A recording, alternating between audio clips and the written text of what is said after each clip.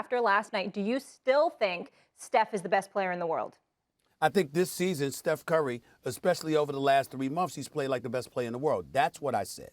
I never said he was the best player in the world, period. I said over the last 3 months, he has played like the best player in the world, and I don't think anybody can deny it. He's been absolutely sensational, really reminding us that he's the greatest shooter on planet Earth, the greatest shooter that has ever been created. That's number one. He's the league leader in scoring at 32 points a game. He shot better than 49% from the field, better than 42% from three-point range. He hasn't had Klay Thompson. I'm going to go as far as to say this. It is already a foregone conclusion in my mind that if Klay Thompson returns healthy next year, Golden State Warriors are going to be in the conference finals. Golden State Warriors. If Klay Thompson was there last night, this might have been a blowout. They might have took the Lakers out convincingly. Damn shame that he wasn't there. I love me some Draymond Green. I'm a huge fan of Draymond Green because I understand the game and the intangibles that he brings to the table, and he was exceptional defensively. And obviously the assist and knowing who to get the ball to and when, whether it's Steph Curry or Jordan Poole, who's a very, very promising player. Draymond Green deserves a boatload of credit. But you cannot go scoreless in 41 minutes on the court. You can't do that, Draymond Green. You got to score. Draymond Green's got to score 10 to 12 points a game for this team to really, really have a chance. I'm talking about to actually win. The bottom line is this. Steph Curry, what he has done and the load that he has carried by himself to have the Golden State Warriors in this position, as far as I'm concerned, right now, he looks like the best player in the world. And let me be very clear. We all know he looked like the best player on the court last night. We all know that. Until it mattered most. If you watch the game, he was the best player. LeBron was the best player on the court last night. That's not even right. LeBron was also playing defense. He's a defense. Like, LeBron was a version of Steph and a version of Draymond last night. As usual, he was the best player on the court. It's not even right. But let me just say this. Was Steph the best player in the world over the second half of the season? Yes, he was. Over the second half of this year, last month and a half especially, he was the best player in the world. Last 2-3 months? Yeah, in the regular season. Why was that? LeBron was hurt. Harden was hurt. KD was hurt. Those three guys better than Steph. They were all hurt. Okay, now let's talk about the entire season. Is Steph going to win MVP? No. You know who is? Jokic. You know why? He was better.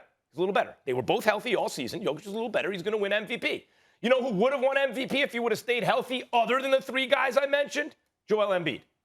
He would have been better overall. He just didn't play enough games. So was Steph the best player in the world over the last, let's say, I'll split the difference with you, 2 months of this year in the absence of three players better than him? Yes, he was. That's as much as you can say. Ain't that what I said? I said over the last couple of months he's played like the best player in the world. But let's not what I said. I think that's what I said. I think you that's said what I said. Over the last 3 months is exactly what you said. That's number one. But you left out some big details. That's number one. Number two, just because those players were hurt doesn't take away from what Steph did himself against the competition. I'm not saying that James Harden would not have been sensational, Joel Embiid would not have been sensational, Jokic or LeBron. I'm not saying any of that. What I'm saying is we know what we saw from him. And because of what we saw from him, even if those guys were balling, because you got Kyrie and Kevin Durant as your teammates and you're sharing the basketball with them and doing a lot of great things. If you're Giannis and Budenholzer is tweaking your game to some degree to get you set for playoff basketball, we're not questioning their overall abilities. We're not questioning what they would have done. I'm just saying we saw what he did. And what he did at that particular moment in time over the last 2 or 3 months was the best basketball in that span we've seen this year.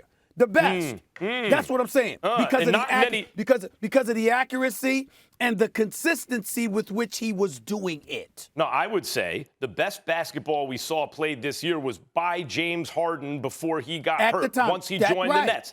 That was someone said, what's the highest level of basketball we saw played, period? James Harden this year was the highest level of basketball we saw played. If you're taking into account your selflessness, your ability to run a team, have assists along with points. But I'm just saying, when you look at Steph Curry, the shots that were falling, where they were falling from, the accuracy with which he was producing, and the fact that he was propelling a Golden State Warriors team as a one-man show. And I would know something about one-man shows because I covered one for 10 years in Allen Iverson, okay? And he was a one-man wrecking crew for the Philadelphia 76ers on the offensive side of the ball. He's an undersized guy.